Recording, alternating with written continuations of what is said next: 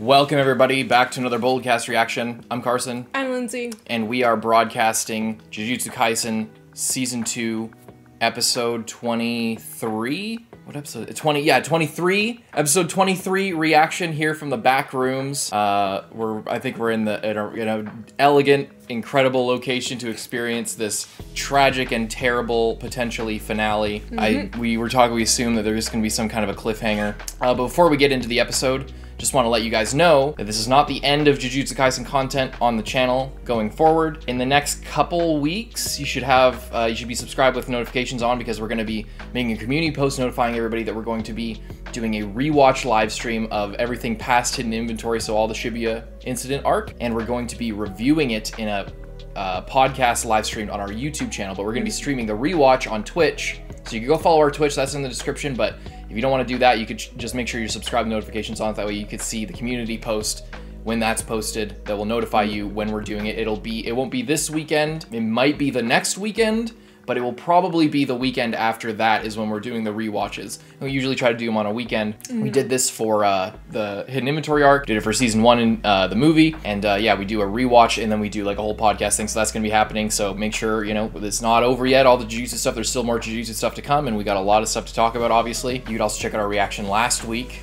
where I was the biggest brained man on this platform. Not really, but yeah, but it was really good. We're really excited to see what happens in this final episode. I know this is kind of a weird setup, so sorry if our faces are all blown out. We don't really have all our equipment. This is kind of cobbled together. That's why this is also coming out a little bit late. But anyway, anything you want to say before we get into it? Nope. Alrighty, leave a like, subscribe, go to Twitch, follow Twitch, turn notifications on for more Jujutsu Kaisen content to come. It's also going to be a little bit slower here in the next like week or so, maybe 2 weeks, as far as other videos. But anyway, leave a like, subscribe, let's go.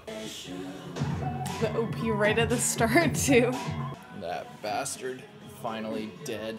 Everybody loves Mahito. I know. And I don't get why. I think just because he's kind of like crazy and expressive. I never got like the love for him, really, you know. I mean, he's like I don't know. He's like really just kind of funny. He does crazy shit. I don't know. Yeah, he's just kind of savage, and is so just. I guess that's what a lot of people like from Jujutsu, is just like how savage everybody is. We're specials. Okay.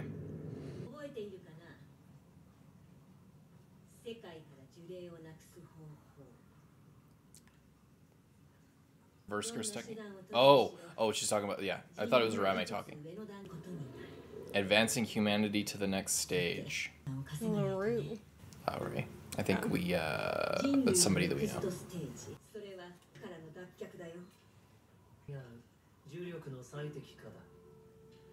Umbrella Man. I mean, that makes sense with all of his,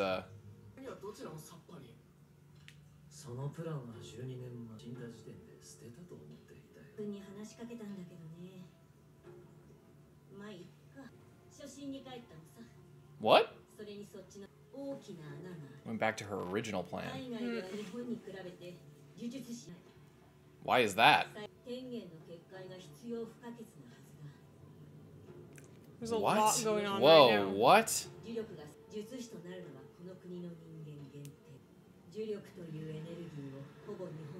What? That superpower, the states? Wait, what? And what do you pursue there, Yuki?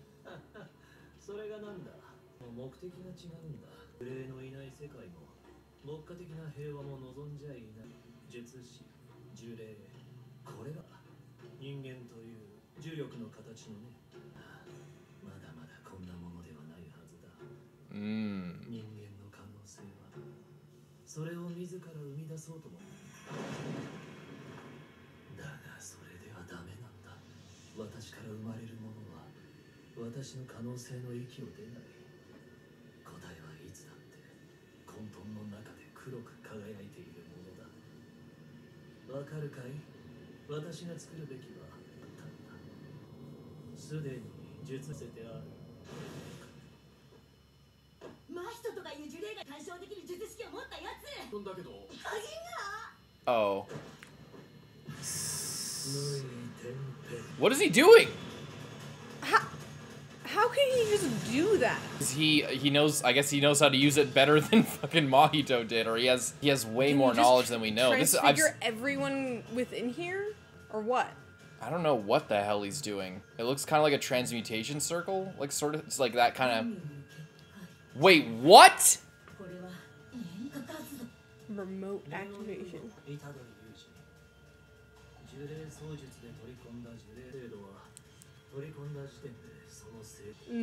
But he went to the next level during that fight. He evolved him before he sucked him into his Pokeball. He literally just evolved the Pokemon to its final stage, and then he grabbed him. On 2 types of non-sorcerers that I marked ahead of time. And make them into what? I don't know. Is he using them as like nodes for a barrier? Is that what she was? Wait, what? His sister. Fucking Megumi's sister, dude. That was the mark on her. I should have said I knew the mark looked similar. I knew it. I always thought it looked kind of like Sukuna. Sukuna's markings and shit. I think I mentioned that in the rewatch.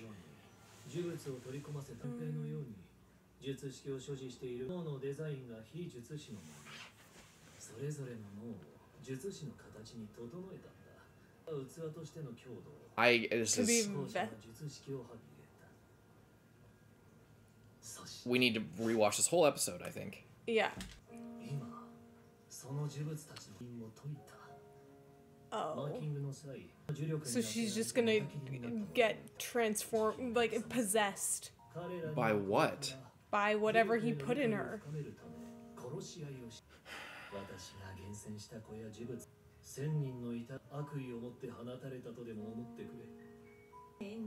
What?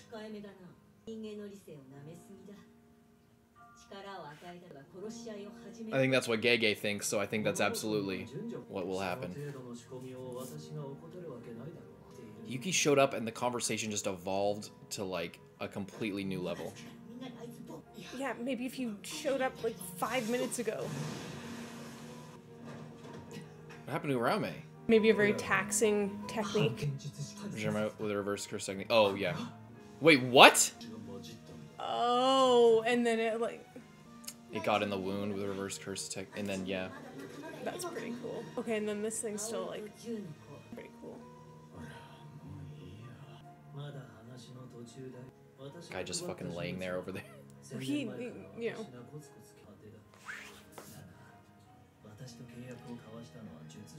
What? The pacts were annulled when he obtained a body, I guess, because... So now... You can't fucking see our faces.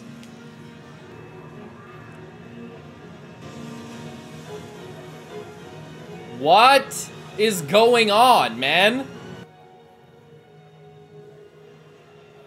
There's so much to unpack, and I'm having trouble to think about all of it. I think I get most of it. It's one of those things that there's so much context to everything that he's saying, and there's enough there to unpack it. It's just very dense shit. Taking off. He's like, oh, I'm just like fucking everything up, and then.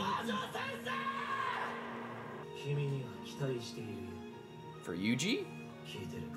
Oh, Sukuna! It's starting once again? The Heian era.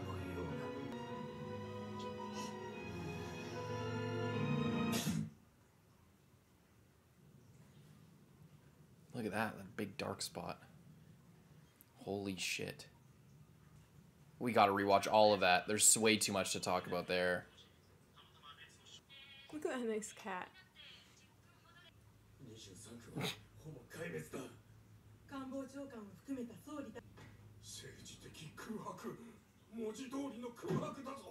I'm glad they're showing like the effect on the greater human world, like, and I love how the juxtaposition between like normal people who just weren't affected, like, oh well, that's weird. Anyway, I'm going to work. See ya. And then these government people are like, everything's falling apart. And like planning to evacuate all these people, but like most of them are dead. Yeah. What?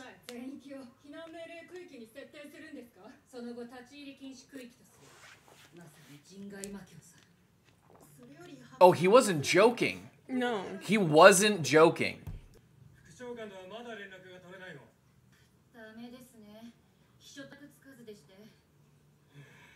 Did he just unleash the fucking apocalypse on these people? Holy shit. Oh. That is... I mean, then more people would be scared. More people would be freaked out.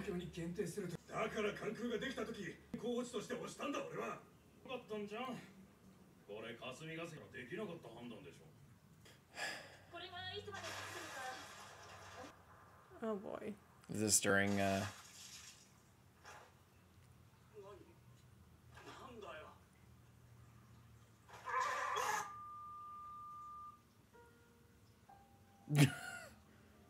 Dun, dun, dun. Some little Chopin. Nice calming image. Oh my god. Oh. No, this is like the full-on apocalypse. I love how they're presenting it, because it's like, it's just this slow, nobody knows what to do, nobody has any answers, it's just happening, and nobody can see it. You're like, very few people can see it. Only the people at the very top of the government have information. If you leak it, then it's going to just cause mass panic and cause more cursed energy, and then... Who's this? It's so hard to see with all the light.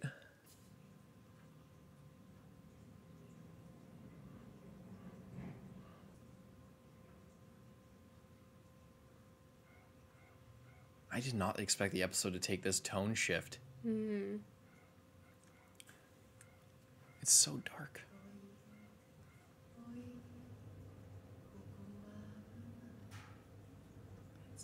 Freaky. Nope. No. No thanks. What is that?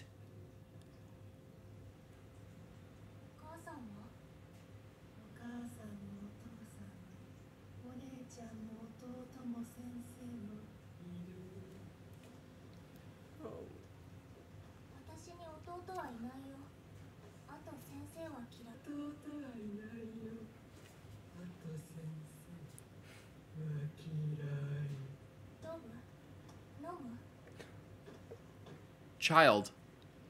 I don't know. Don't do that. It's so difficult for us to see. Oh, she's dead. What?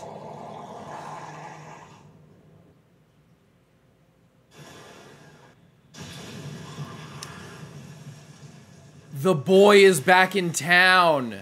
Oh my god. The boy is back in town. Holy. Oh my god, look at the bags under his eyes. He always did. I thought he always did. He just looks so rough. Is she gonna turn out to be like one of the things he made pacts with or something?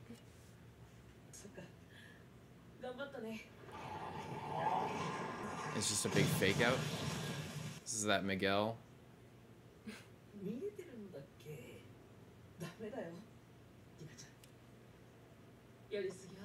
I'm sorry, what? I'm sorry, what? I thought Rika... I didn't have her I thought he didn't have Rika anymore. I thought she disappeared. Is he just talking to her like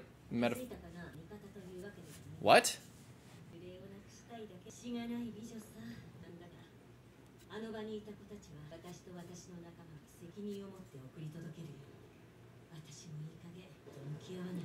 Sure. Sure, Please do sounds that. great. Best idea we've had all season. Why is she so creepy? She's creepy all of a sudden, man. I don't know what the fuck is going on. Like, it's so... I'm not, like, completely lost, but there's just, like, a lot is going over our head. It's just happening so fast. This is like at the start of Jujutsu Kaisen 0, but instead of Gojo, it's...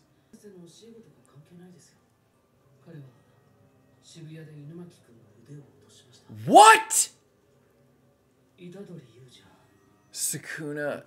Oh, but that was like one of his best friends. That was one of Yuto's best. That was like Yuto's best bro back in the day. Gojo has been deemed an accomplice. Wait, what? Gojo, because he kept fucking Yuji alive. No, because... Oh, well... He's been deemed an accomplice because it was caused by Yuji. Sentenced to death?! Prince. They're just doing damage control, just blaming... Everything on everything. Especially Yuji's destiny is hereby revoked. Oh my god.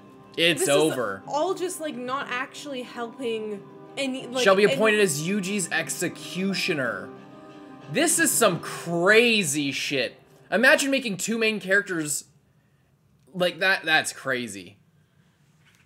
The Jujutsu Kaisen 0 as a one-shot is the most badass, insanely big brain writing decision. I don't even know if it was on accident, but it was the biggest brain writing decision of all time, I think. It's fucking crazy.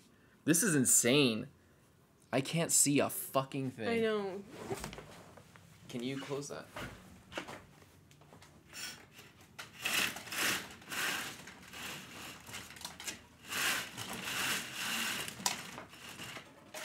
That's good enough. Sorry, everybody.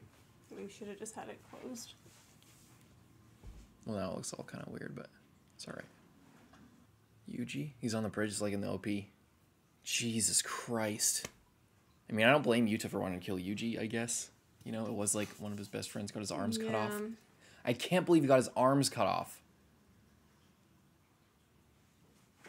And Yuji's got those scars forever now. What is he doing? Oh. Is he trying to draw them? He's trying to draw them out. Seriously? Wait, what? Wait, that's the season?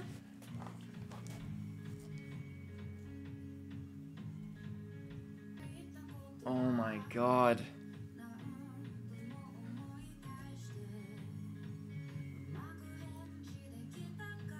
I feel like we have to rewatch most of that. We do. We literally have to rewatch the full episode pretty much. At first when with the let's just look through the ending. Okay, no after credits. At first when they were doing like the whole like shibuya and then bigger hole and bigger crater, I thought that it was just like, oh, here's what the real world was doing when the Shibuya incident was going on during these last 2 episodes.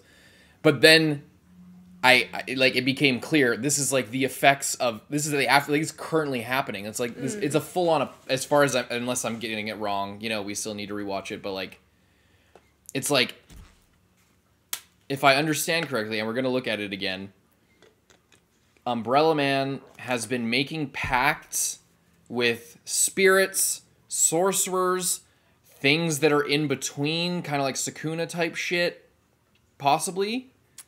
And just building up just like all these landmines, and then I guess with knowledge of Mahito's ability, planning to get it, and once he got Mahito's ability somehow, then he's able to like remote activate all of these barriers. Yeah. And very akin to Tengen's shit. But he like so like Yuji, like the reason that he was able to like seemingly the reason that he was able to like house Sukuna essentially is because like his body was just allowed him to do that, or like something in his brain allowed him to do that. So like Umbrella Man just said like, oh, I just like basically like put not actually a finger, but like a cursed object inside of people, but their bodies weren't compatible with it, and then I just right now made their bodies compatible with it so that like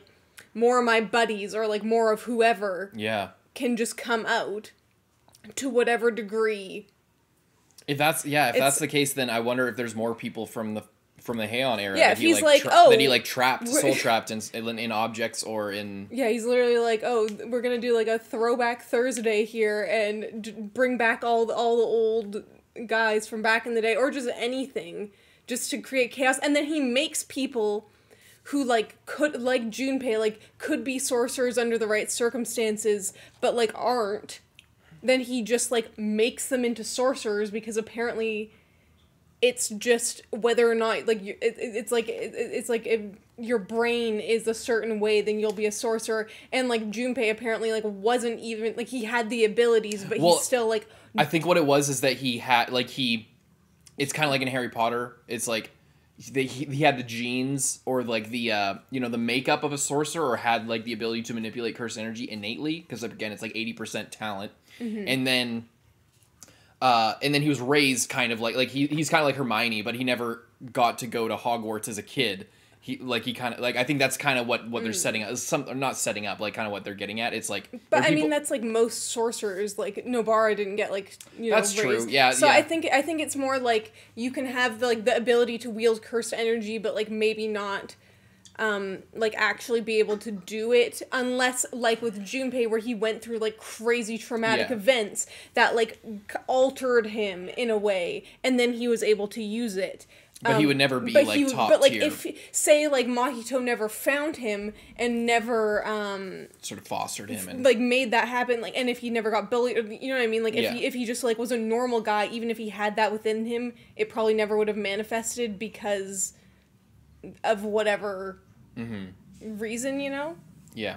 Well, yeah. Basically, he got like, it kind of tracks just Junpei going off of that. Like Junpei's situation was like, because people create cursed energy and eventually that creates cursed spirits. If somebody goes through like a super traumatic event, it can like create a really weird situation. Like we saw that with Rika. And I think Junpei's another situation of that, where like he kind of had this crazy awakening. We talk a lot about like how coming close to death, or going through these crazy, traumatic experiences can like awaken people's ability to either see them or manipulate them. That kind of tracks with everything. Like, we talked about that with Gojo a lot. But man, and then what is Yuki doing exactly? She said like, oh, I went back to my original plan. Wasn't her original plan to like kill everybody, or was that like not her plan? But she said like, oh, I used to think killing everyone was, or like, I thought I like explored that as like and then she was like, but maybe that's not the real option. She was kind of mulling things over, and now she comes back and she's like, she said I went back to my original plan. And I don't know what that means. And also, I don't know how much it matters, because if this just keeps getting out of control... Because it's like, what is anything that she could possibly have planned gonna do, like, in this situation? And then we have the situation of all, like, the Jujutsu higher-ups being like, okay, let's, like, get rid of Yuji. Let's, brand Gojo, like, a traitor or accomplice. Let's, like, do all of these things. And it's like, I mean... like I can understand, like, yeah, Yuji did get taken over by Sukuna. They don't know any of the specifics. They don't know that he was like force-fed 6 fingers at a time, and frankly it doesn't matter, because it doesn't matter. He killed so many people, so it's like, it's to me it's like we know that, like, keeping Yuji alive, even if he has the capacity to turn into that, at the same time we have like other people around, like people, like with Yuji, it's like, he's a good guy, but like he could potentially, and I know people are like, Sukuna can't just take him over whenever, but as we can see, clearly if the circumstances are right, then Sukuna can take him over. Yeah. And they have the pact where for like 1 minute he can take over. So to the higher ups and just to like everyone else, the specifics of like what really can happen don't really matter. What matters is the effect it's going to have on reality. Yeah. Can happen. But the thing is, at least Yuji is like, trying to be a good person the rest of the time. And then you have someone like Geto, or like not Geto, where he's not a good person any of the time. So it's like, but he's also a threat. They also don't know that Urame's around. They don't know anything, and so it's like, is keeping Yuji around a good idea because he like has kind of the best chance? He could be a higher level sorcerer at some point, but also or just to be able to fight against these people, and like you don't care if he dies, so like he's. But also it does matter, because like if he almost dies, he could lose control. Yeah, and then Sukuna can come out like if he goes on the brink of death and his consciousness is fading, Sukuna has an opportunity to take control. So it also was that, obviously he was fed the fingers, and that's what really triggered it in this circumstance. But there's a bunch, it's just him being there. And no one knows about that either. So it's a very... I just love how it's I can see that, like, it's like, you're like, no, but then at the same time it's like, I mean, I just love it. I love it because it's like, it's exactly what I always wanted and what we always wanted from Kurama. Like, early on in Naruto, and what would have made sense, because what they're getting into now is kind of like, you know, always in Naruto, it's like, everybody just hates Naruto because they think he's like the fox, or they think they're worried that the fox is going to come out and kill everyone because, you know, they had their own Shibuya incident in the Leaf Village where, like, everybody got scarred from this conflict. And we're always like, why is everyone such a dick to Naruto? And then you see him, you know, the fox come out and it's really bad. But, this is a situation where it's like, what if everyone hated Naruto and then the fox actually came out and like, then Naruto had to deal with that blood on his hands? Like that never happened, and I love that they're kind of taking that idea and putting it into the story because it's like, you know, maybe having that within you can maybe be a good thing, but like, you know, it did super damage the world. It wasn't you know, the biggest problem was Mahito and not Geto, but like, you know, who knows what could happen if this happens again. And also we had with not Geto saying like, see you soon, Sukuna, or whatever the fuck he said. He's like, oh yeah, we're back in the Heian era. Yeah. See you later. We're back. We're so back. We've never been more back right now. Yeah, literally. Like, and he's, you know, and that to me fully confirms what we were talking last time, that they're fully working together. They've probably been working together this whole time. Not necessarily friends, probably. But then I also think back to that look that Sukuna gave Mahito for that 2.2 of a second when he like used his domain expansion for like 0.2 of a second, like Gojo. Oh, yeah. And then he's like looking at him, and Mahito's like, oh, you think blah, blah, blah, blah, blah. And then Sukuna's like smiling at him. I think he probably knew or maybe knows what's going to happen or has some kind of insight on it. He has the only person who could have as much knowledge as Umbrella Man is fucking Sukuna, probably. Or Tengen.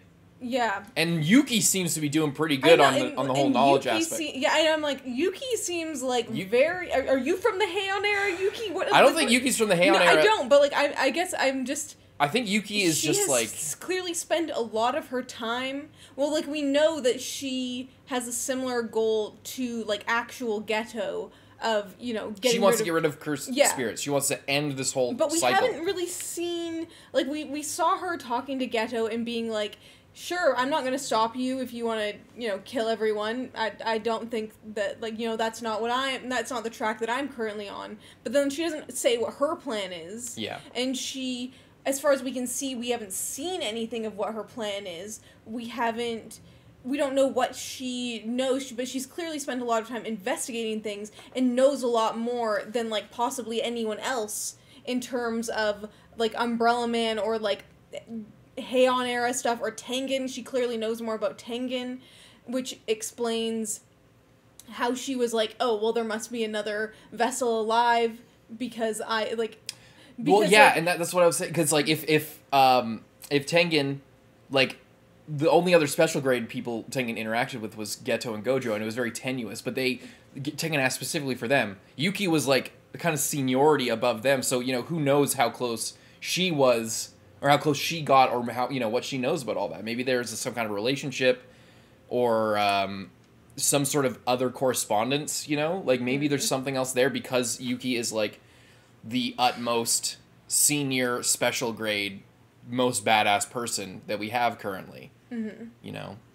It's, yeah, and then the one thing that like is so dumb is like, oh yeah, Gojo is like now our enemy. It's like Gojo, like, I mean, it's like Japanese bureaucracy. I know, but it's like, I guess what I'm saying is like, I can see like Yuji, I can see being like, yeah, we should just kill this guy before this happens again. Like, even if he could help us at this point, it's not really worth it.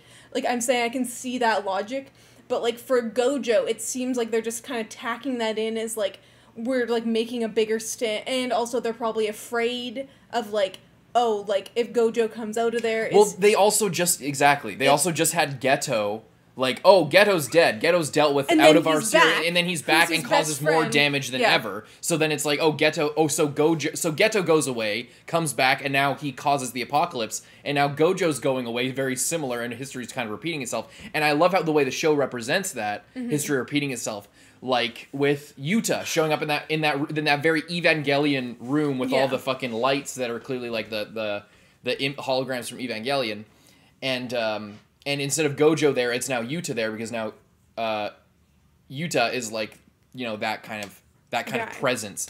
And by the way, he has Rika. Thought Rika got exorcised because of the pact that they had formed because of his love for her. He like cursed her and created this bond with her, and then he was able to relinquish that.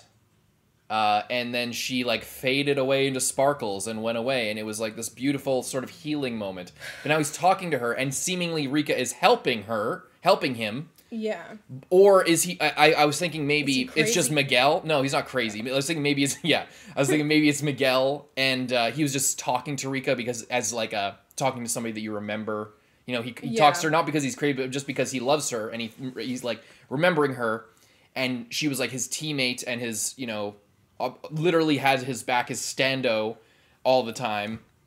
So maybe that's it, but it seemed like they were teasing that Rika was still there, and maybe she didn't get fully exorcised. Maybe the pact was gone, but her spirit was still manifested like that, and she could maybe transform back and forth, and she still just lingered with him because she chose to, or they created a different pact or something. Yeah. I don't know. It's, you know, it's there's a lot of, I can't believe they ended it here, man. What I was gonna say something else, but like, yeah, at this point, the thing is, like, if they could get Gojo out of there, if he like knew, like, the only reason that he was able to get captured and defeated was because he just got surprised. But obviously, to the people, it's like, oh, Gojo was in charge of killing Geto. Look who's back. Geto. Oh, Gojo got trapped. This seems suspicious, you know what I mean? So it's like... Yeah, exactly. And then at the same time, it's like, how did Gojo get trapped? Yeah. Because it's like... The reason he got trapped was because of an emotional thing. But to everyone else, it's like... How did that happen? Like, how did he allow himself Well, it's for trapped? Gojo, it's twofold. It's like, he accepts part of Gojo's whole thing and why they're coming back, because this was kind of the deal that he made with all the higher ups of Jujutsu. He's like, Gojo was very like, okay, I'll make a deal with you. I'll do this, and if it turns out badly, you can kill me. And then he said that was like his go-to every time, because he's the strongest, and he's very confident, and rightfully so, because he's the strongest. He literally is the strongest. So this is basically just they're holding up their end of the deal. They're not like, you know, every time that was always his terms. It's like, if I'm wrong, you can kill me. I don't give a shit, because he knew he would bet his life on everything, because he was so sure that he could handle everything. And he could have if it wasn't this one specific thing that would fuck with him. You know, so it's just like a crazy thing, because like obviously Yuta's back, and obviously he's really strong, and Yuki's around. We still haven't seen what she can do, or what that little like curse that's hanging around her can do. But clearly she's a special grade and can do something, whatever that is. So it's, you know, it's like there's like two people, but then it's like, okay, if they kill Yuji, and then like don't want Gojo back out, then it's like, who is gonna fight Yuta? I know, but like, I guess what I'm saying is like, he's really strong. I don't know if he's Sukuna level. He's not Gojo. Like, Gojo was very confident that like he could kind of go head to head with Sukuna, even if Sukuna was like at a high finger level, and still win. He said 20, like he said full power, and like and I'm assuming like, you know, Geto right now, like he could easily clap regular Geto. He could probably still, like, with the... And, like, Yuta or Geto could clap Gojo. himself? No, sorry, Gojo, I said. Oh, for sure. So it's like, if Gojo... That's why he didn't show himself until, like, that critical moment. Exactly. Even with Mahito's technique now... Well, here's the thing. With Mahito's technique, it's hard to say. With Mahito's technique, but at the same time, nothing can touch Gojo he's if he kind doesn't of want to. He has the ultimate defense against that. So he's overpowered against that. So it's like... But people can break through the infinity now because of I forget what it's called. They Jogo and Hanami used it. I forget the name for it right now. I'm kind of out of my element here. But anyway, they're starting to have ways of dealing with that type of shit. Like they're building up this like, this will happen, this will not happen, and now there's like little twinges of like, well, it's not just domain expansion or fighting with punches and shit. It's now like simple domain and, you know, like all these little fucky things that, like, you know, there's a lot more tools in the toolbox. So it's getting way more complicated. I think by the time, if Gojo does get out, I mean, he will, right? Like, they're not going to keep Gojo in a fucking box forever. Yeah, even if he comes out and then they kill him off, like, but then at the same time, it's like, and I also like the wording of that. It's like anyone who tries to, like, let him out will be held accountable because they know that, like, if he gets out, like, they won't be able to kill him. Yeah. Well, that's the fucked up thing and that's that exact paradigm is exactly what Gojo was leveraging all the time. It's literally like in Attack on Titan season 1 where everyone's like, you know, you can kill us all. I don't give a shit if it doesn't work. And he gambles and he gambles and he gambles. In Erwin's case, it was actually a gamble, and it was like, my determination will carry me through. In Gojo's case, he just like, he knows they can't fuck with him. Like, he knows they can't fuck with him. Yeah, but he did that with Yuta. That like, oh, I'll take him and whatever. He did the same thing with Yuji. By killing Geto, he took that same responsibility, and that's the exact thing. That's his go-to every time. Is it's like, I'll do this. If I fail, you can kill me, because he is fully sure he's gonna win. But he's like, multiple things have happened now where he said, I'll kill Sukuna before he can do anything. I'll kill Yuji, you know, but just keep him alive, because he wanted to keep the kid alive, and because I think also a selfish part of Gojo wanted to fight Sukuna. That's kind of my harebrained little thing, but I'm not fully sure on that. That might just be projection, because I just want to see them fight. Anyway, yeah, I don't know. I guess we should rewatch part of that episode. Okay, we're just going to quickly rewatch everything and pay very close attention. Advancing humanity to the next stage. Let's break that down for a second. The options that they talked about were killing everybody, teaching everybody, which was like the hard move and extremely difficult, because it means like teaching everybody about cursed energy, and then there's more cursed spirits potentially because of that. And that was kind of it. As far as I can remember, that was kind of it. Yeah, that's the only way, because they naturally produce cursed energy. But yeah, so advancing humanity to the next stage, meaning if you kill all non-sorcerers, then there's only sorcerers, and then they're like more advanced, and then everybody does that, or teaching everybody and they become more advanced. So that's what she means by the next stage.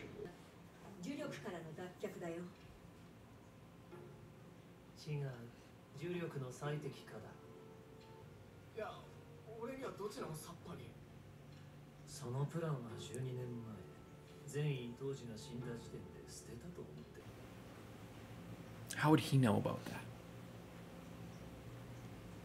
How would he know about that random conversation? Does he have access to Geto's memories? That would make sense. Because he took over his body, he took over his cursed technique, his cursed energy. And I think before he, like, knew details that, like... I always figured that it was like he was watching them through his other host. Yeah, which something. He could have been, but also, like, it would make sense that, like, there would be some sort of, like, even though he took out Geto's brain, he's still, like, in Geto's body, which seemingly has, like, a memory of its own in a way. Yeah, yeah. And the bot, like, what we learned with Toji, being able to not be completely controlled by the reanimation. Yeah. And with Mahito, what he described about, like, how the body and the cursed spirit are kind of the same thing. You know, it's all kind of melded together. It's all kind of one, you know, together.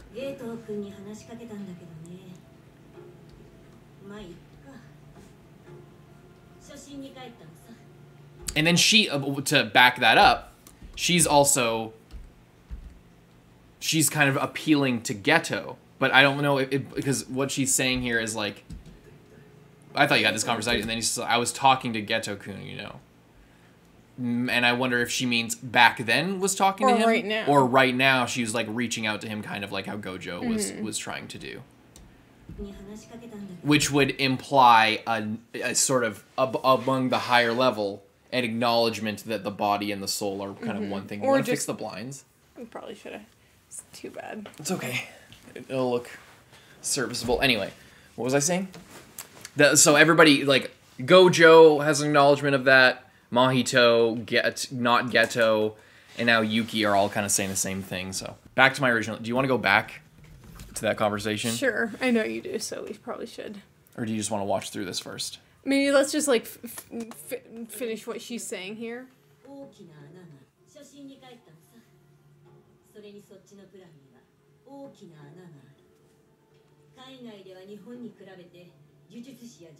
Extremely few emerge in other countries. Which Tengen's barrier should be indispensable to your optimization plan. I'm not 100% sure what she means by this. I guess what I don't understand is, okay, so less curses and curse energy users are in other countries. There are some, but it's mostly in Japan. I don't really understand what Tengen's barriers have to do with that. Unless it's like, are Tengen's barriers what is causing more curses? That's what I'm thinking. Because from the beginning, I've always thought, like, okay, I get that this is a Japanese story and it takes place in Japan and it's made by Japanese people, mostly for Japanese people. So it makes sense that all this stuff's happening in this country. Mm-hmm. And it's kind of biased to not think that about other stories that happen in, like, the States. Why are all these things, all this stuff's happening just in the United States or in this area or whatever. Anyway, mm-hmm. So my question, regardless of that, was always, why is the curse that is all about earthquakes? Is like, earthquakes don't just happen in Japan. But that makes sense. They happen everywhere on the planet Earth. Why are everybody's congregating and seemingly refreshing in this area?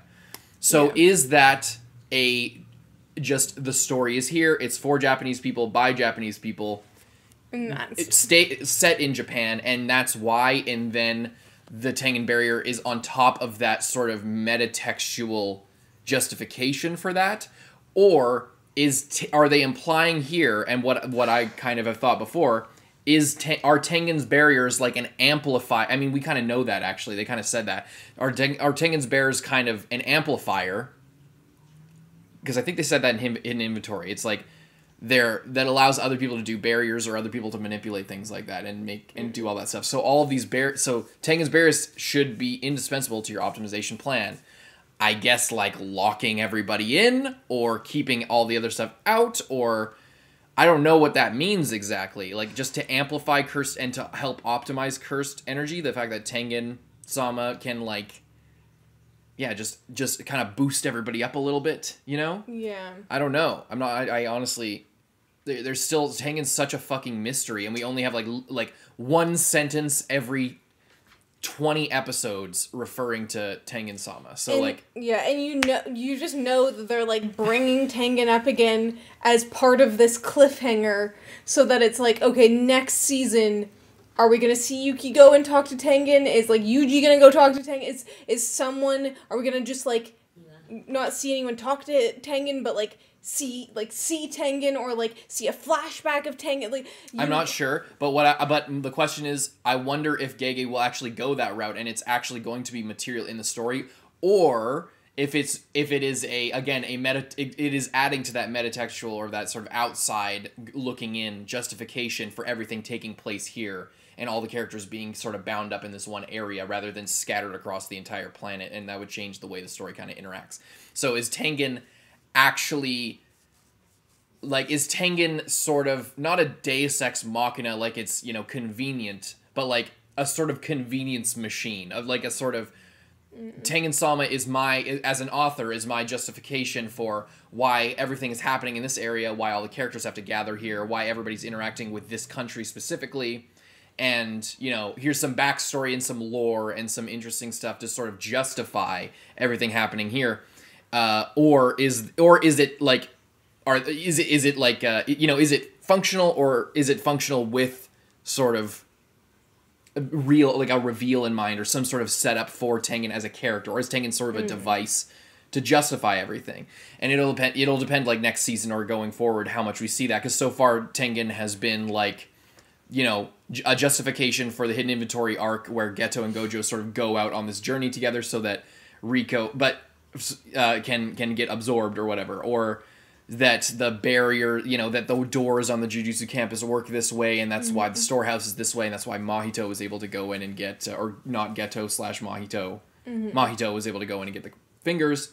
You know, is it just going to be a justification, or all of these things actually set up for some sort of entrance of Tengen as a material character that interacts with the story in like an active way rather than a sort of circumstantial way, as a way to set things up, you know? So, yeah, is it elements, or is it a character, or is it a part of the story? Indispensable to your optimization plan. Using Tengen would mean only humans of this nation would become sorcerers, because Tengen's barriers only cover Japan. That makes sense to me. Have a monopoly on cursed energy. How exactly does that work? Because cursed energy is cursed energy. So part of this this is kind of how I think of this going into this whole conversation. Cursed energy to me is kind of like the Force, you know, like you know, it's kind of around. It's a force in the world. It's like the wind. It's like gravity, more like gravity than the wind. It's like gravity. It's not a consequence of us being people. It's that humans, and I'm sure other animals could if they gained sentience, but humans, as a result of our awakening to spirituality and cognizance and sentience, is like we kind of can tap into and are possibly a product of cursed energy in this world. Like maybe cursed energy as like a creation myth sort of thing is like an element that is kind of present everywhere, and kind of we're sort of like trees for cursed energy. It's like we kind of feed off of it, and we also kind of expel it out into the world, like reverse curse technique, or you know, positive energy brings us to life, and then we sort of expel cursed energy like trees, like, you know, and that kind of goes back to Tengen-sama, who is a literal tree and like the god of cursed energy. So maybe there's kind of a metaphor there, and something like that possibly. And then not Geto just activated this crazy fungus that is just like covering everything and like infecting the world. Anyway, that's a random connection I have. But so going back to this, so the idea that cursed energy, the reason I'm establishing this, the idea that cursed energy is this sort of force that, and we are a conduit and a sort of just a piece of that puzzle, and our, like how not Geto goes on to say that all of the possible manipulation of cursed energy is limited by the body that he was in, possibly originally, or going forward throughout different hosts. So it's limited by their personal potential. And we've talked about multiple times about like Sukuna not wanting to associate with just cursed energy or sorcerers or non-sorcerers. You know, all this stuff, all this infighting, all these categories. It's like cursed energy is beyond these categories that you're fighting in, but we're using it to protect people or to live our lives. So it's sort of a tool for us, when it seems like not Geto here is like using it not as a tool, but sort of trying to get to the root of it, or like take a step back from the mortality angle and from using it functionally and trying to optimize it and just sort of master this force of nature, this element in the universe.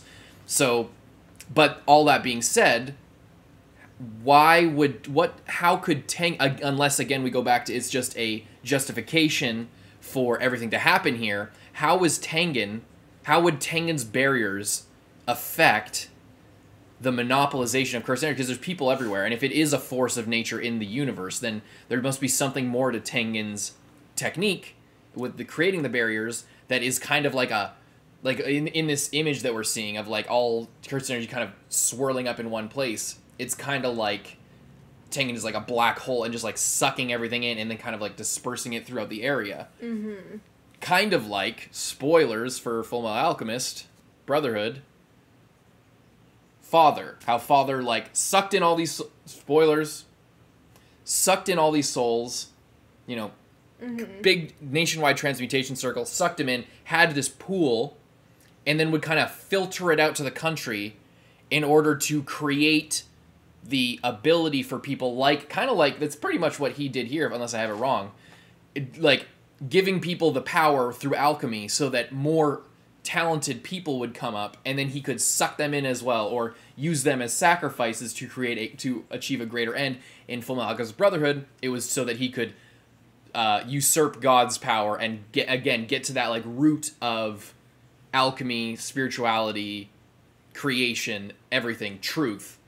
Is that kind are they setting up Umbrella Man as kind of that type of thing, where it's not about eradicating people or eradicating cursed spirits or whatever. It's not about peace. It's just this selfish desire, which is a big component of Jujutsu Kaisen, and all the successful people. They're selfishly motivated, and if you are selflessly motivated, you get punished and die early. And if you're selfish, then you get to groom your younger brother in a hotel in Malaysia. I mean, anyway. So it seems like maybe there's something going on there where it's kind of going Full Metal with Brotherhood. The function of which we will learn as it goes. Wouldn't stand by and allow that. Flesh and blood humans would become an energy source. Exactly. It's easy enough to manage what misfortune that would bring. So, it kind of is lining up once you put in that perspective of Full Metal Brotherhood and Father and stuff. Possibilities for the shape of curse. Again, literally, like what I was saying, is this force that sort of takes shape in these multiple ways. Also going back to the theme that, like, cursed spirits with Jogo are, like, the true humanity. Or, they're just two sides of the same coin. One begets the other. And, they're just living life differently and have different set of morals. But, like, the whole commentary with, Yuji, you're me, from Mahito. It's like, Yuji's just killing a bunch of cursed spirits, just like Mahito's just killing a bunch of humans. Yeah. Same shit, it's just taking a different form. Though that shouldn't be anywhere near the full extent. Yeah, again, creating, like, this like, hybrid but that didn't work! That's Yuji. That's the death paintings. All the shit that he was trying to do with Kamo. Yeah, but and he says that he was limited by that, which makes sense why he would want Mahito's technique, because now he can, like, forcefully create what he was trying to do in a roundabout fucked up way. It's like he found, like, because before it's like he was limited by his own, like, medical and, like, sorcerer knowledge, and just another person that, like, he has no control over, and, like, curses that he, like, you know what I mean? Like, he could control it to an extent, but there was always, like, these barriers in the way, because he couldn't just be like, turn into this, or, like, don't be sickly, be, like, a person, but a curse, you know what I mean? He's like Steve Jobs with the full knowledge of modern, like, the iPhone. And the like, not Steve Jobs, just as an example. Steve Jobs didn't exactly create the iPhone, as far as I'm aware. Wasn't that Wozniak? Anyway, my point is this, like,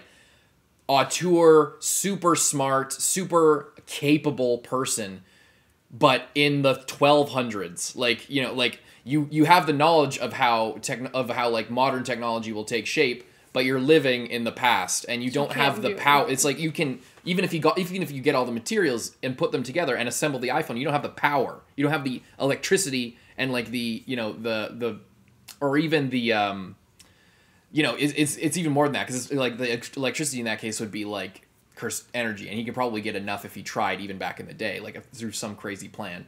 But it's like he didn't have the metal working, and, like, he couldn't get the forge hot enough, or, the tools necessary. He didn't have the tools necessary to manifest what he knew was possible, or what he figured was possible, his theories. So he, in a roundabout way, he kept trying to do this. This is what he's describing, basically what happened with the death paintings and Yuji. Potentially. Is that still not even fully confirmed? It feels like it is, but I guess it's not, but, like, entirely. He didn't say anything. Like, we figured that he was going to say something to Yuji, but then he didn't. He didn't. Probably just because he doesn't give a fuck. So then it's like, not because it's not true. I still think it's, like, who, like, is Choso going to be able to, like, fill him in next season, or maybe, like, Yuki knows something more about it somehow, or, like, someone somewhere like Yeah. knows about that. I'm not sure. Yeah, we don't know. And was Yuji able to be a vessel for Sukuna because Geto, what, like, when he was like making these like curse human hybrids, like, is that like the idea, or is it just because Yuji is more genetically similar to like a curse, even though Sukuna is not technically a curse, but he's a cursed object, so it's like, you know what I mean, like, because we talked before of like, is he like distantly related? Like, what was it that like allowed this to happen? Was it just pure chance, like the 1 in a million random chance? That was my theory, by the way, that he was either distantly descended from Sukuna or distantly descended from Kamo. Originally. Yeah. I think I guessed that either in the live stream rewatch or in the Hidden Inventory podcast. I think we talked about that. So then it's just like, okay, obvious. Like, I don't think that Yuji was specifically made with the idea of Sukuna possessing him in mind, but it could have been something, like within Geto's research of like making these like cursed people that could also be a vessel for like him to bring other things into the world, because something like Choso is like, I mean, it's interesting for him to make, I'm sure, but like not the like be all end all, like that was never what he was trying to do. So then it's like, is he like, I mean, it kind of seems like he's the kind of guy who just wants to like see what will happen, but then he also clearly has goals and like specific things that he wants. So it's like, I feel like it's kind of both, and because he kind of has unlimited time, it's like, oh, I'm gonna do this. And like I think he has a very clear end goal that he wants to get to, and he has a lot of theories about how to get there. And I think that the death paintings were like science experiments, and then I think that Yuji was probably the product of all of that. And I think Yuji might have been the perfected version of that. Yeah. And then, if you remember, Yuji said, "I have a vague memory of my dad. You know, I don't remember my mom, but I have a vague memory of my dad." And that would be crazy if, like, because okay. If you remember, Megumi didn't develop, like, you don't develop your curse technique and like manifest as a sorcerer until around the time you hit puberty, or slightly before or slightly after, depending on who you are. Around that time, you're a kid. You need to. It's not when you're a baby you can see. So if Yuji has memories of his dad, maybe it had something to do with like Umbrella Man sort of watching over him before he got sent to his grandpa, when, like, there's this period where he's, like, growing, and he's, like, the final, you know, test subject, this hypothesis manifest of Umbrella Man's, like, machinations of creating, like, the hybrid and shit, and he's like, okay, we finally got, like, a baby who can grow. Now we just need to see what happens when they, you know, get their curse energy and their curse technique. You know, what will manifest? Will it be, you know, the blood shit from Kamo, or even if it's not Kamo, if it's something else, like, we don't even actually know how related they are. But then, you know, by the time where, you know, he's not a kid anymore, he stops having memories of his dad, and he can't use curse energy. So then it's also like, if Yuji is the and Yuji might not even be the last experiment, but if Yuji is sort of like the one that worked, the perfected version of all this shit, it's like, got to Yuji, okay, let's see how it works. This is what we're gonna get with this method of, you know, creating this hybrid that I want to do. And then it hits puberty, doesn't have a fucking curse technique, doesn't have curse, cannot manipulate curse energy, can't see curses. And then he's like, well, fuck then. Like, I mean, I guess it's plan B, and, you know, Mahito pops up around that time, comes back to life. And also 150 years ago, I don't know. We were thinking, like, I think we talked about this before, that, like, a previous incarnation of Mahito might be the father of Choso and all the death paintings, like the cursed spirit that impregnated the lady, and with the blood mixed in from Kamo, created the death painting, so maybe Mahito did that and then got exorcised, and then got exorcised, and then maybe that's when he figured out, while he was in Kamo's body, like, I will, there's this curse technique. If I can get that somehow, I don't know how I would, but if I could get that somehow, it would, all this shit would just fit together so well. And so I should start working towards that while this thing, he maybe exercised Mahito. And then while this thing is like reforming, eventually, maybe when the time comes, I'll figure out a way. Once that time comes and this thing reforms, I'll ally myself with it. It won't have memory of me, and then I'll fucking take it over, or extract it, or find a way to leverage it. Maybe just become friends with it and like use it. And then he gets Geto, who can extract curse techniques, and it's like, well, fucking bingo. Now all the setup that I've been doing, I've been planting these curse objects and people, making all these pacts, whatever, goes into Geto's body. And is like, I can do so much with this. And then I guess all the packs were nullified. We need to watch that again. Yeah, and what was I going to say? Also, like, 150 years ago, I was always under the impression that, like, curses needed a lot longer to reform. I thought like, that idea could still hold if he, like, Mahito was around back in the Heian era, and then it's like... Yeah. Then he was exercised then, and then Keeps now reforming. he's coming back, and and more powerful than ever as well. Had been, like, biding his time, essentially. I still think that it's possible that he could have known about that, but I think that, like, 150 years, like, was not, like... To me, like... It doesn't seem as long as it should for these, like... colossal global scale curses. But again, it's like we're only dealing with this one country at the end of it all. Like with Tengen, who is older than all this shit and sort of, is creating this circumstance. There's a lot we don't know as far as the context of that. Again, whether or not Tengen is much more grounded in the logic of everything for the sake of the story, or if it's grounded in the logic and sort of facilitating the logic that is taking place as sort of a setup. There's a lot with Tengen we don't know, and the only way that we can know, it's one of those things that you literally can't guess, because you don't know what Gege is thinking with how much Tengen actually matters to how things will turn out, or if it's just a justification for things to happen the way that they are. So all that's a huge piece of the puzzle, but it might not be anything, and it's just a justification. There's no way to know. But I think we pretty much dialed in this part of what he's saying here.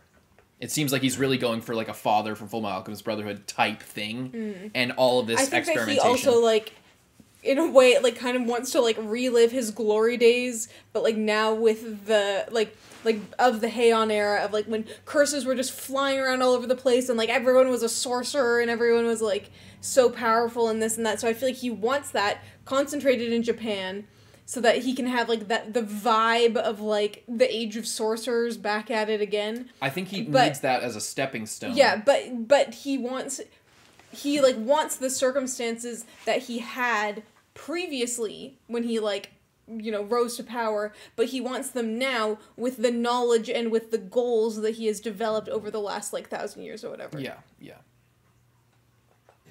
But I think that's not the end goal. It's not that he wants to rule over this. It's like he needs this concentration and, like, heightened sense of cursed energy, especially with creating this, like, apocalypse that's going to be happening with all these cursed spirits just being released, these millions of cursed spirits being released, like, all of that and the panic, and then the government's rightfully does not release it to the public, I hope, unless they did. It's just chaos. They were throwing around a bunch of ideas. But, like, a part of it is also going to heighten cursed energy, not just releasing it everywhere and just, like, having all the shit run wild. He's like throwing fertilizer. He's throwing gas on the fire. It's like already there's this like the world is like smoldering with cursed energy. By starting this, it's like he just threw a fucking a gas can in the middle of the fire, and it's just gonna fucking explode. And then in that explosion, he will be able to harness that towards some sort of greater goal.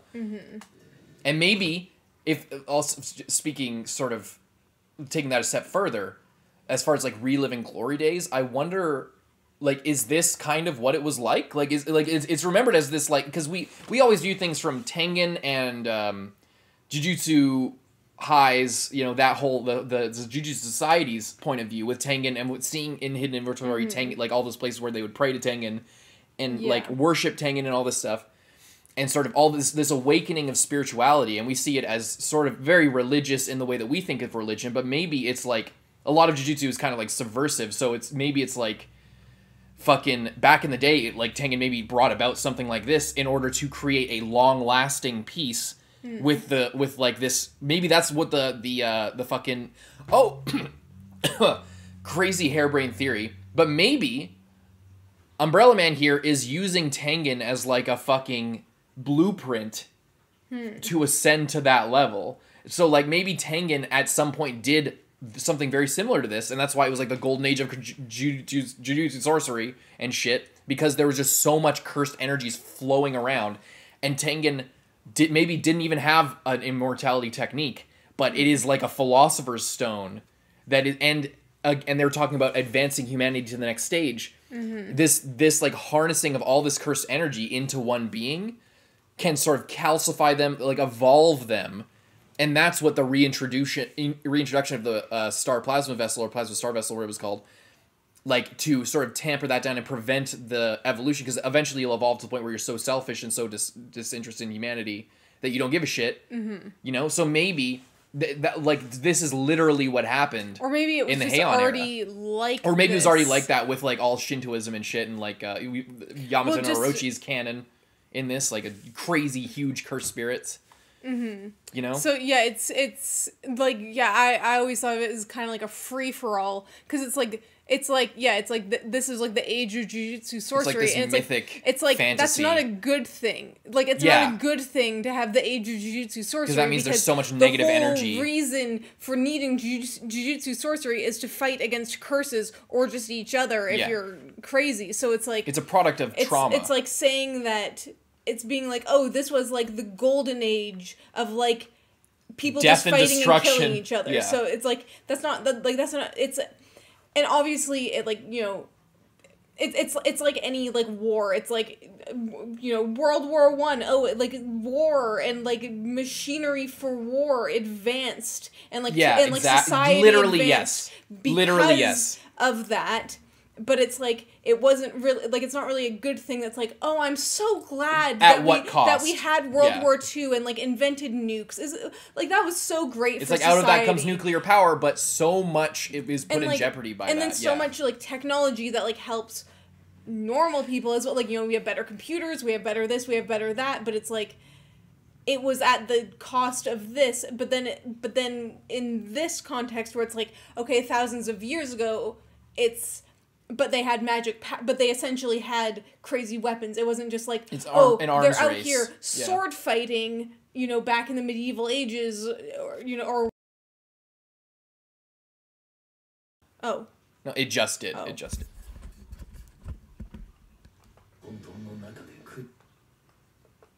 Okay, I'm gonna end the recording. Okay, we're good. You were talking about arms race, about how, like, war sort of spurs on invention. War is the mother of invention, is what they say. But then, or conflict. You think about, but it's interesting in this because it's like, you know, like all the like really, really big wars that really spurred on technology for us were within the last few hundred years. Yeah. But like this, in this story, was like thousands of years ago. So it's like, in the real world, they didn't have magic superpower, like grenade launcher-esque ability. They didn't have like guns. They didn't have. But it's on a grand scale. It's a similar thing. As if you like went back in the day but all the other normal people were like, you know, constructing stone houses or like, you know, thatched roofs or just like living off the land in like in such like a normal way. But then you have these other people over here just like flying. It's like in a fantasy world where it's like you have just like the villagers and they're like cattle farmers or something, and then you have like the wizard that comes to town and just blows everything up. It's like that, like the discrepancy is completely unreal, which makes, and because of that, you can see why curses would be so powerful and there'd be so much cursed energy, because people have no concept for understanding these, like, otherworldly things that are happening. You know what I mean? Like, but then now today in the Jujutsu world, it's like people are so distracted with their own lives that, like, things are still, like people are still afraid, but it's kind of in a different way other than like this like primal fear of like survival and that's not potentially getting why killed. like everybody's like all these bigger curses are I don't know if they always had sentience or were always aware, but like Mahito and all these ones, they can talk, they can, it's not every curse that can talk like that, and it's partly as a result of their power, but maybe it's a result of the advancement since the Heian era, where like everything kind of stepped up a notch. It seems like it was like the Enlightenment era of Jujutsu world, like where everybody just like something clicks, something happens, society just starts to grow at an exponential rate, and like all of our awareness of all these things, all of our cognizance of different sets of morality or whatever, like there's just a huge advancement in like a bunch of different areas. Anyway, so yeah, so that all that to say, also I just thought about with the whole Yuji remembering his dad, then around the age he might have or he should have developed something related to curse technique, he didn't, and then it was like, well, plan B or whatever. It was 10 years ago, which Yuji is 15, 16. That's around the exact age that he said in the flashback when he was in grade school, that he said like, oh, I have memories of my dad. Or when he was talking to Junpei, I forget. He's talking to Junpei, he's like, oh yeah, I remember my dad when I was a kid. And then, so around the time that Geto died, he stopped having memories of his dad. Yeah. 10 years ago. So there must be something there. The connection, I feel like the timeline lines up really well there. I just wanted to mention that because I just thought of that. Because I was like, around the time Yuji was a kid, what would be going on? Like, where would Umbrella Man be, or all that shit. But yeah, 10 years ago. And again, all that shit with Tengen as well. I don't know. There's just so much wrapped up in all that. Okay, let's just keep watching. And she knows. She thought of this. Well, there was a cursed spirit called Mahito. Was she like hunting Mahito? Did she learn about Mahito? Well, she probably just knew about Mahito, given... No one else knew about Mahito. What are you talking about? Like, when Mahito... Like, everyone knew about Mahito because... From Yuji. Yeah. She's talking to Yuji.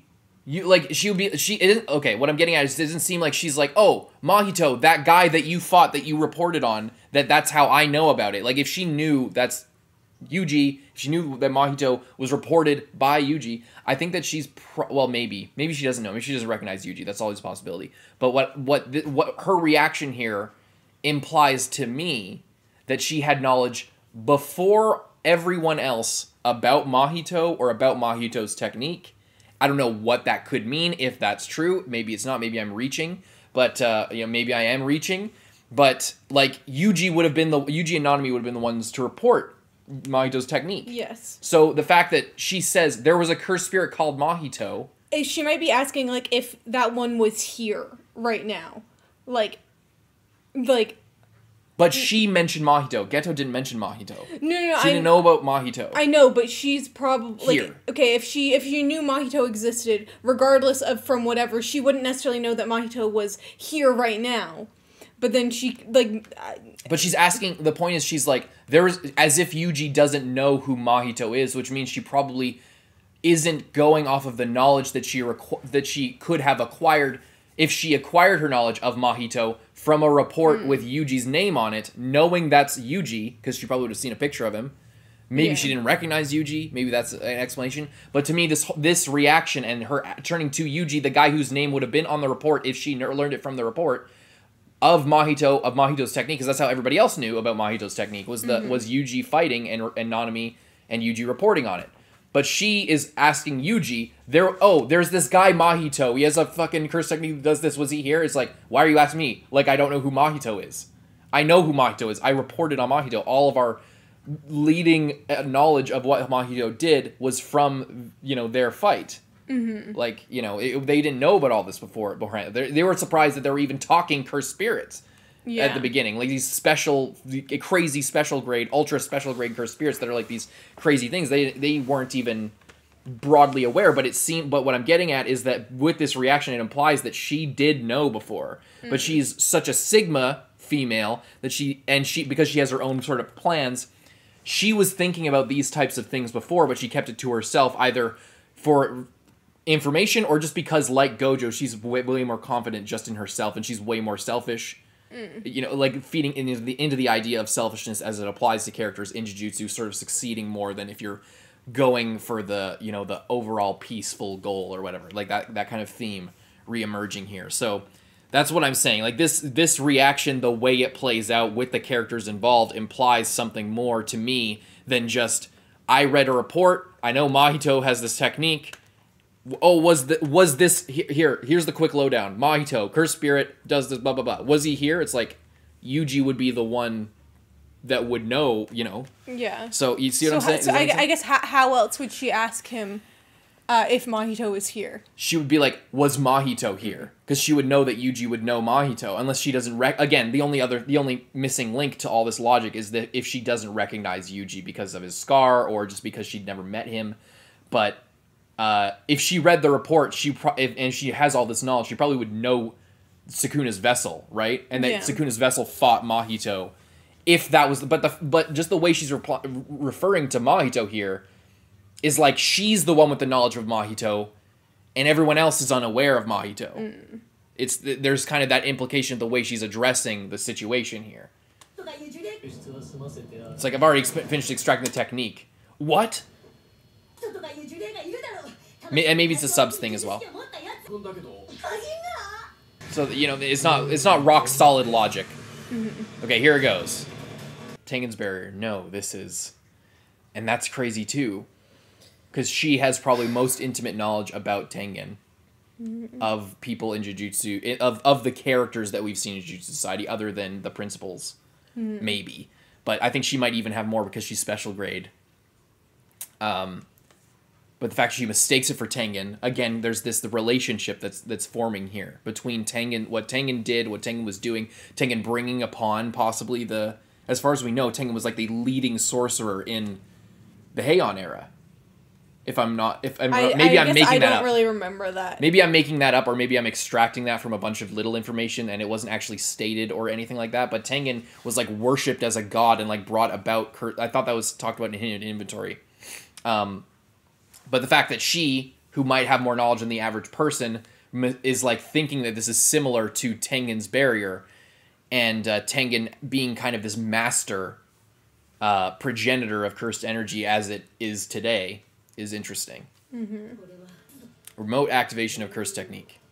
And somehow Mahito's technique allowed him to do that. I want to have Jogo as well. Yeah, I think we said that. We were like, maybe you'd want Jogo too. Remotely activate 2 types of non-sorcerers that I marked ahead of time. 2 types. When I first read this, I was like, who's the other one? Like, there was Megumi's sister and then another one. People. 2 types of non-sorcerers. There's people who are like Voldemort style, like full-bloods, who are born in the society or have born with knowledge and have brains geared towards the shit. And then people like Junpei, whose brains aren't fully geared towards it but can manipulate cursed energy. They're more like normal people. So like 2 grades of different kinds of sorcerers. Of non-sorcerers. Wait, of non-sorcerers. Yeah. No, I'm misinterpreting. That's wrong. 2 types of non-sorcerers. And there's Sumiki. 2 types of non-sorcerers. So she was a non-sorcerer. Yes.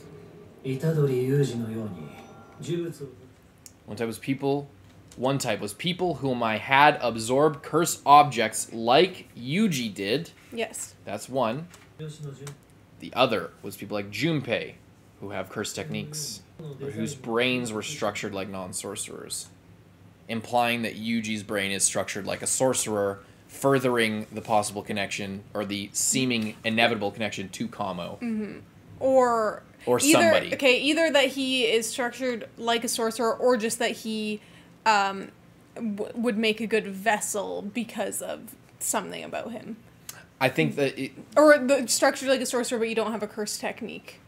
Because Yuji doesn't have a cursed technique. But we also have no reason to believe that Megumi's sister, she was just a normal person, and he's specifically going after non-sorcerers, so... So then is... I wonder what the candidacy for that one was, you know? Yeah. So one type was people whom I had absorbed cursed objects like you did. So what I was kind of referring to was like the other people. So unlike Yuji, people like Junpei who have cursed techniques, but have the mind of a normal person. Which means those two things are separate. So Yuji either has a technique, because the conditions for Junpei were has a technique, brains are like non-sorcerers. So the opposite must be true for Yuji. So either Yuji has a hidden technique that he doesn't know, or his brain is geared like a sorcerer, which means he doesn't have a technique. But he doesn't have a technique, or some combination of those categories, which furthers the connection that he is related to either one of the clans or is a descendant of one of the clans in some way, probably Kamo, or something else, or maybe a combination. We don't know who his parents actually were. Yeah. So so what they're saying, it's like that's in opposition to the one category is one thing, one category is the other thing. One category mentions the nature of their brains and their techniques. The other one is just people that he gave shit to. Yeah. So that means that in opposition to that, the other factor other than getting a cursed object like a finger, which means there's other people out there, which means Sumiki might have a finger or something like some sort of other fucking ancient sorcerer or something, or just a cursed spirit. That Yuji might have a technique, or he has a brain like one of these, like a full-blooded sorcerer type vibe, type beat. You know what I'm saying? Yeah. Does that make sense? Yeah, he could, but at the same time, I didn't say anything about the brains of these people. So it's like, either they could have like the brain of a sorcerer and no technique, so he's using them as a vessel, and like that is what makes them a good vessel. But he didn't say that, so it could. But the technique could be either, because the main difference, like you could have the brain of a sorcerer or a non-sorcerer and have a technique or not have a technique. There are people born in the clans that don't have techniques. But there are also people born in clans who do have techniques. So Yuji might have a secret technique that he just doesn't know because of the nature of his birth, because of the nature of his fucking heritage or whatever. He might have some weird shit with that just didn't come to fruition, and then he got control of cursed energy with Sukuna, but also he maybe the technique is conflicting with Sukuna. Like there's a lot of shit that we straight up do not have context for. So it's speculation, but the main difference of those two people is just that they got something. But yeah, it's weird. It's interesting to think about, I guess. 'Cause, yeah, it implies that he has that type of a brain or a technique or one or the other or both or neither or something.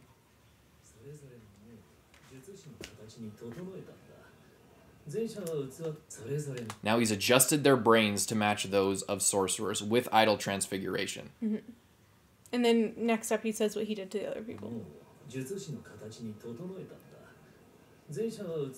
Former, I gave them the strength, like how Yuji is just naturally very, very strong. Yeah. Which if he Yuji's maybe the guinea pig for what he did with idle transfiguration to everyone else. Because with like hardcore blood manipulation, crazy curse technique of getting impregnated by spirits, or death painting, crazy science. He's a product of science. He's the prototype.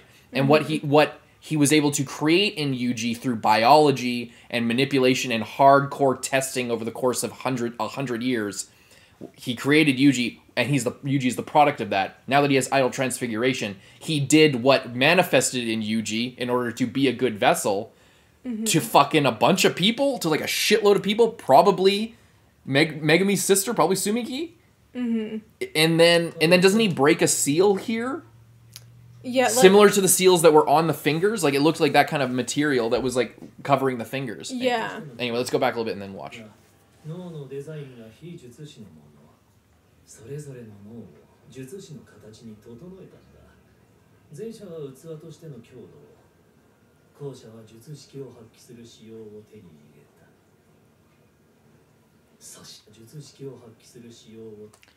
The latter have obtained the ability to activate their techniques, kind of also like how Mahito used, possibly even, I guess, does that implying that he used idle transfiguration on Junpei to have activated his technique?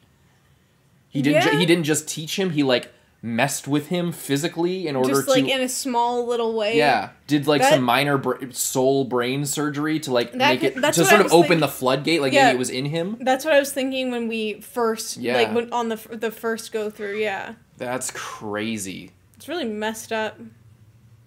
The latter have obtained, so yeah, So brain of non-sorcerers, meaning they have curse techniques, but not the ability to use them because of their physiology, possibly because of the way they were raised, not being around it, not being taught about it. And then with idol transfiguration, opened that door, basically opened their third eye, essentially, if you want to think about it that way, if we're talking spirituality. Opened their third eye, and now they can use techniques that were in them, but they never would have known their whole lives because of the way that they are. So now he just like basically like gave everybody Super Saiyan, just all right, everybody is now a superhero, just instantly. In another show, this would be a crazy cool thing that would be the start of a crazy shonen story. Which again, I'm crazy for saying that. Sorry.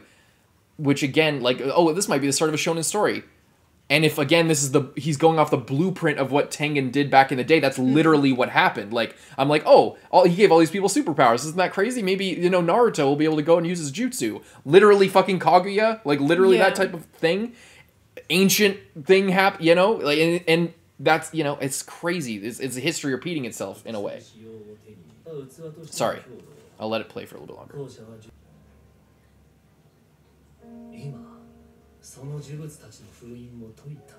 Yes. Wait, what? Curse energy. Okay. Okay. Yeah. And then they fight it out, and then the strongest ones are left over.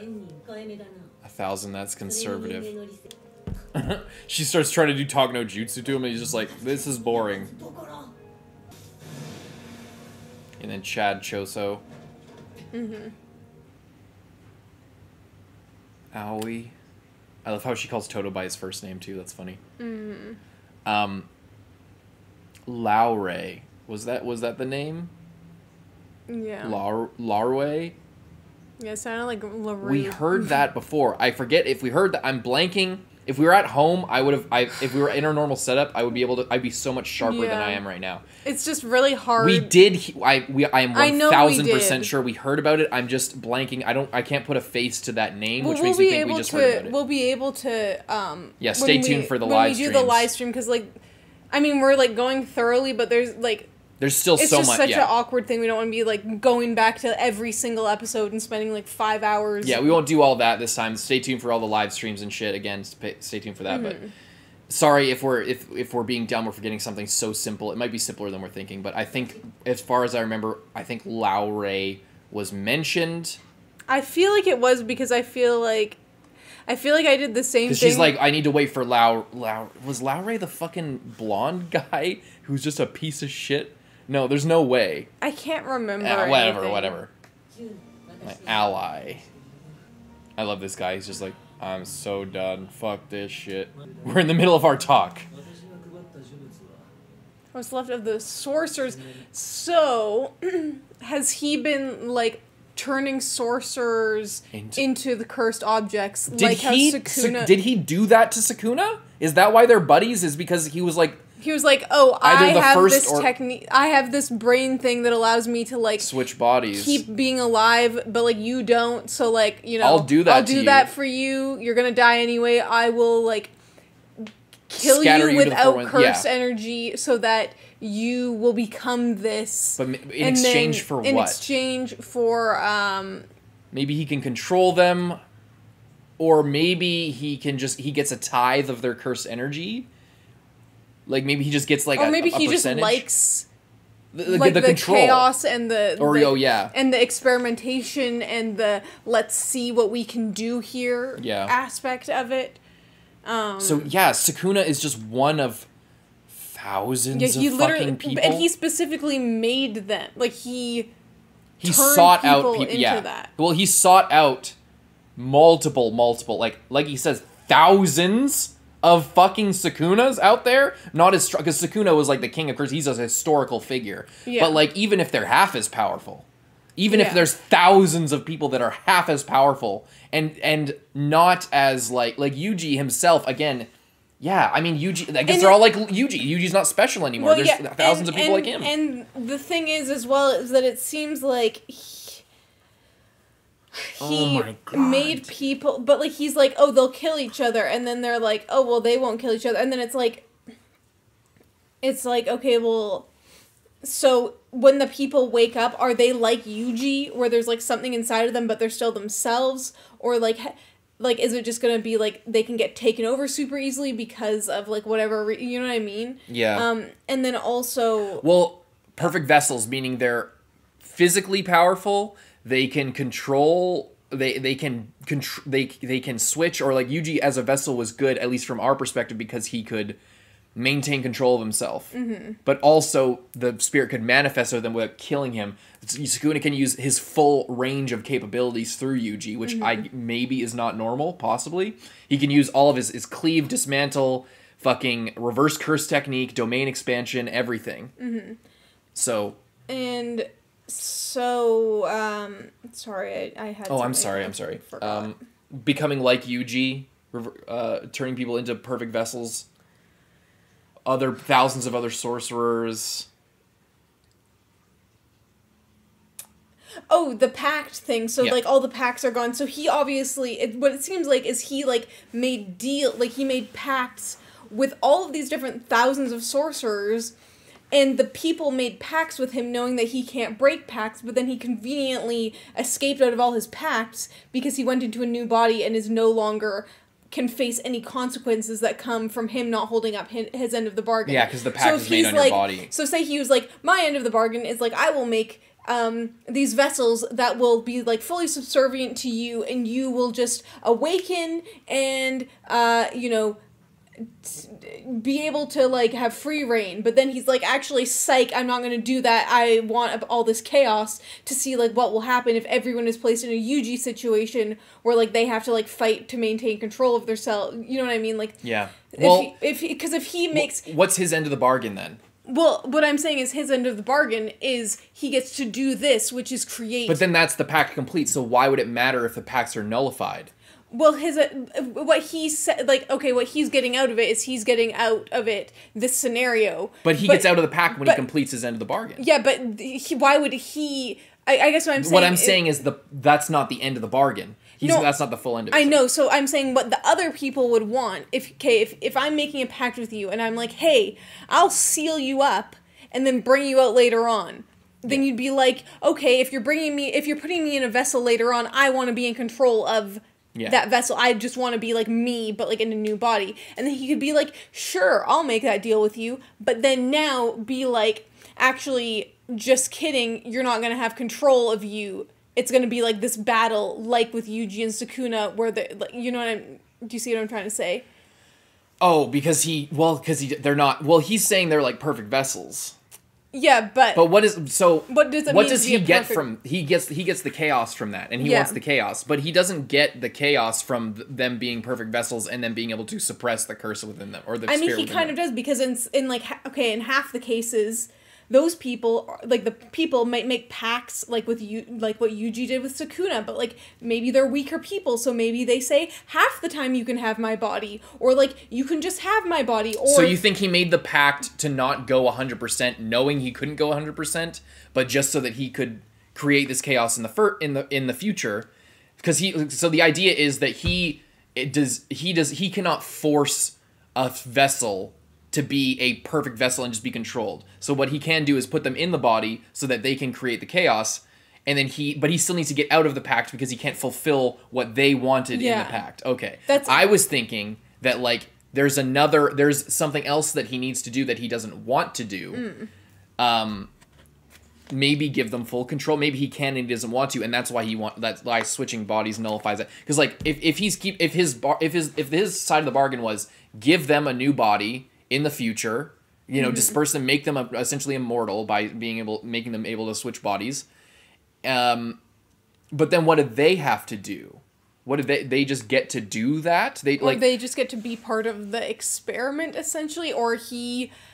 But what do they have to do for him? Like, what do the sorcerers have to do for him? Well, I guess the thing is it doesn't matter what it would be, because they wouldn't have to do it anymore because the pact is nullified. So whatever, like, he could have asked for anything, knowing that it would be irrelevant as soon as he switched bodies. But if he knew that, he wouldn't make a pact knowing he wouldn't get anything out of it. He would get something out of it, nullify the pact so that he wouldn't have to pay the price. And so the fact that he's like, oh, cleverly, the pact is all those pacts, my side is nullified, so I don't have to pay for what I got from these people. So, like, what does he get? Well, we know what he's getting. He's getting them causing chaos and everything like that. So was the whole bargain of, like, maybe in each person's case there was something different, and, like, he had to do all these things for them, and what he really wanted was just to basically trap them in all these people just to cause chaos, and they were maybe that's me. I think I see what you're kind of saying. Yeah, like, they thought that they were getting this immortal body or this something, and he was like, yeah, sure, I will do everything in my power to make that happen. And then he makes up something of, like, oh, and I want this from you, and it's like a high price, but, like, they're willing to go for it. But to him, it doesn't matter, and he doesn't actually want it. What he wants is for them to manifest. What he wants is just to be able to do this to when them. The time is right to activate the technique. Right, that makes sense to me. So everything is a ruse. The whole deal is a ruse. Well, he doesn't even want anything from them. He just wants to put them in this situation. Exactly. That's what I'm saying. It's like, okay, that makes sense. With Gojo, I think you're right. It's like with Gojo, where he goes through this entire plan of, like, getting Geto's body, which, you know, was partially because of Geto's technique, but also had the added benefit of just being able to bamboozle Gojo and get him away just by looking at, like, he remained hidden and did, like, all of this stuff just for, in, like, that 1 second, to be able to, like, just stand there and be like, hey, it's me. What's crazy about that moment as well, but what I'm saying is, like, the level of dedication to, like, that, like, reveal, like, he knew that was going to be, like, a reveal, like, so I guess what I'm saying is, like, it was very manipulative of, like, in everything that he was doing, and he's willing to play the long game for something that he really wants. So it wouldn't cost him anything to, like, make up these elaborate plans. And, like, same with how he was with the curses of, like, he's just writing caches. Like, oh yeah, guys, I want to be on your side. Checks he doesn't intend to cash. Yeah, exactly. It's like he can make up, like, oh yeah, curses, I'm on your side. I want this world full of curses. And it's like, he can trick them. But, like, at the end of the day, he captured Mahito, so it doesn't fucking matter what he promised them, because he's gonna do whatever he wants to do. Yeah. Yep.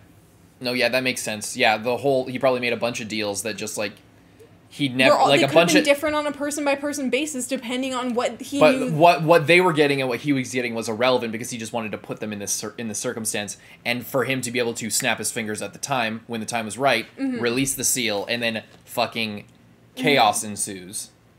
Yeah. And then, when they were talking about the Prime Minister, is the Prime Minister one of these people? That would be insane. Because they were talking about, is the Prime Minister missing? Like, all these city officials, I think he probably just died, but, like, is what they were saying. But that would be crazy if, like, they're talking about, oh, all these people with these attributes. And then there's a person in a high level of office who has these attributes, and he's just going crazy, killing everybody, or disappears. That would be crazy. That would be interesting. Anyway, sorry. More yapping. I don't give a fuck how late it is. More than just sorcerers. Yeah, and then that's when he's like, look at all the other things I forged pacts with. Here's millions of cursed spirits. Oh, and that's, okay, so before he had Geto's body, because Geto can make pacts with cursed spirits and then consume them, but he has to do something with it. But I guess anyone can make a pact with anything. Yeah, you could just be like... So he made pacts with all these things, and then, oops, I'm in Geto's body, and now, or in somebody else's, but he switches bodies. Yeah. Geto's body, and then bam, I still have control over all these spirits. Or, like, they were sealed, and now he's releasing them. He doesn't have control over them, but he doesn't need control over them to get what he wants out of them. Yeah. The Geto being able to still have control over it is like a bonus, but then we see that he literally only really wanted that technique to be able to get Mahito to be able to do this. So you know what I mean? Yes. We are on the same page. So yeah, then he releases everything. It's, like, so crazy when we're talking about all these greater ideas, and then it's just like you kind of get brought back to the earth with Yuji being like, no, my teacher is getting captured, and we're just like, the nature of reality, and, like, and then also this character's like, with that, the whole grander story is really about that, and for it to just, like, yeah, shit, okay, we gotta wrap it up, guys, as we've been talking too long, and we're already a little bit late, so stay tuned for all those the live streams. Definitely stay tuned for that because we're going to rewatch the whole thing and we're going to have even crazier discussions and predictions after rewatching everything and talking about it together. And take a minute to like think about this and then rewatch the previous episodes with the context of this, which then by the time we get back to this point, we'll be able to like better. It'll be probably 2-3 weeks, max 3 weeks. We want to start it like as soon as possible, but it'll probably be about 2 weeks. And we'll let you know, so make sure to subscribe, notifications on, all that kind of stuff. Twitch. Go to the Twitch, follow the Twitch. Yeah. And leave a like on the video, and we'll see you guys then. Bye-bye.